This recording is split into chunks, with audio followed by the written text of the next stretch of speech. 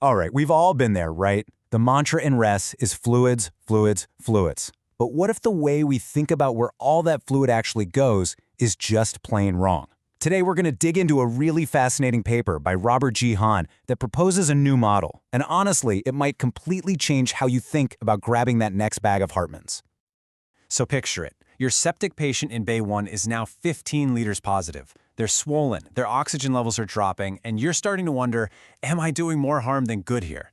Well, there's a study that puts a number to that exact feeling. A fluid balance that high is linked with a 50% mortality rate. So this question, where does it all go, isn't just academic. It's one of the most critical questions we can ask.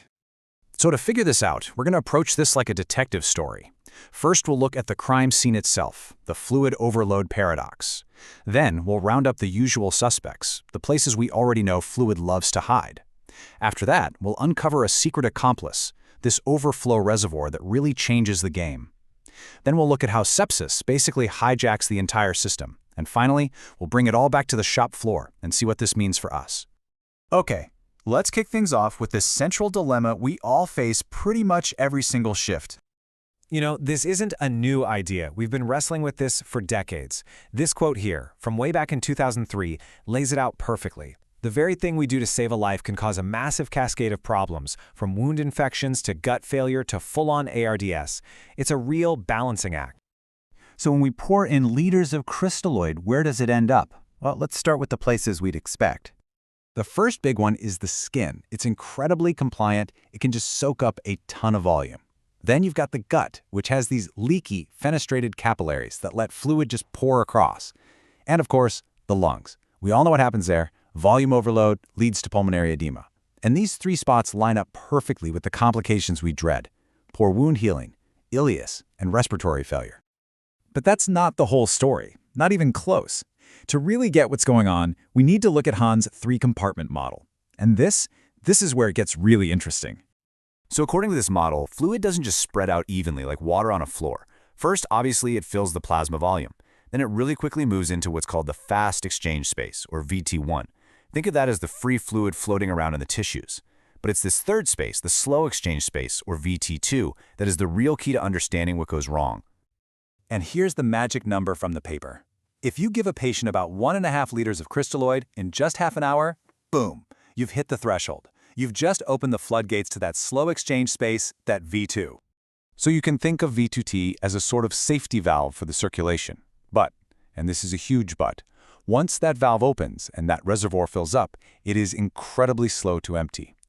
This perfectly explains that clinical picture we all know and hate: the patient who is massively edematous but is still intravascularly dry and hypotensive.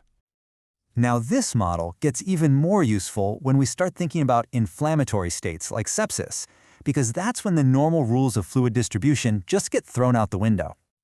This slide shows it beautifully. There are two totally different ways to fill up this reservoir. In simple fluid overload, we are literally pushing fluid into that V2 space with a big, fast bolus. But in sepsis, it's a completely different mechanism. The inflammatory cascade creates a suction effect that actively pulls fluid out of the circulation and into the tissues. And to understand why that's such a disaster, we have to remember the body's plumbing. The lymphatic system is our drainage network.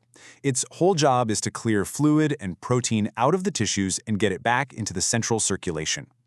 The paper gives the rate of this drainage a name: K21. So the paper's kinetic modeling shows this absolutely devastating competition happening in sepsis. While the inflammatory suction is pulling fluid into that V2 reservoir, that's the K23 rate, it is simultaneously shutting down the lymphatic flow, the K21, which is the only way the body can clear that fluid. The tap is on full blast and the drain is blocked. And this is exactly why we see that vicious triad in our septic patients. They're hypovolemic because the lymphatic return is shot, their albumin is low because all that protein is trapped out in the tissues, and at the same time they are profoundly edematous because fluid is just being relentlessly suctioned into that slow turnover V2 space. It explains everything. So, the million-dollar question: how can this new model actually change what we do in the resus room tomorrow with our next sick patient? Well, I think there are a few huge takeaways here. First, speed matters. A lot. Slower infusions might just keep that V2 overflow valve from popping open in the first place. Second, in sepsis, we have to realize we're fighting against an active suction force. Just pouring more crystalloid in might be like trying to fill a bucket that someone is actively siphoning fluid out of. It's just going to make the mess bigger. And finally, it suggests a new role for certain therapies. For instance, maybe 20% albumin works not just by oncotic pressure, but by actively stimulating and kick-starting that broken lymphatic drainage system. Now look, this paper doesn't give us a new protocol or a simple answer, but what it does give us is a much, much better mental model. We can move away from thinking about simple leaky pipes and start thinking about this complex battle between pressures, suction, and drainage. So the question I'll leave you with is this. The next time you're standing at the bedside about to prescribe that next bag of fluid for a septic patient, how is this model going to change your approach?